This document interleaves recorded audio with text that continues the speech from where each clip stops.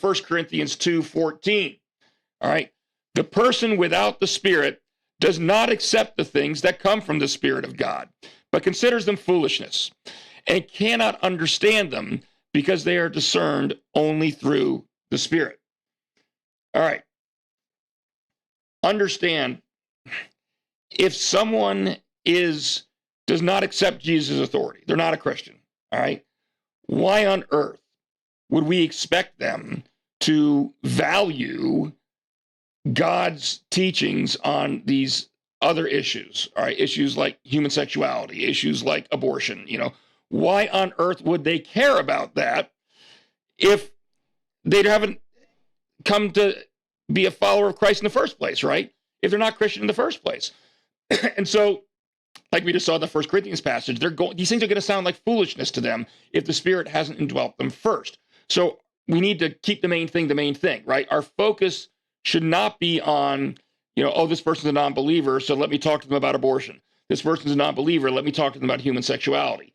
How about this person's not a believer, so let me figure out what's the best way to show the gospel to them, to show, to tell, to have them the base gospel message communicated to them, and to see, and as we'll see in a minute, for them to see that living out through me.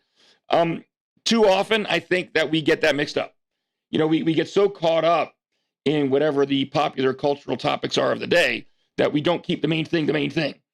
And we do a disservice to our faith and to our God when we do that, because people start to think of Christianity as if Christianity is really just a matter of these side issues, as opposed to understanding what the core of Christianity is. I would wager a bet, not real bet, I don't bet, but wager a guess, so we say that if we were to go out on the street and ask non-believers what Christianity is all about, the answers we're going to get are not going to be about being saved by grace through faith.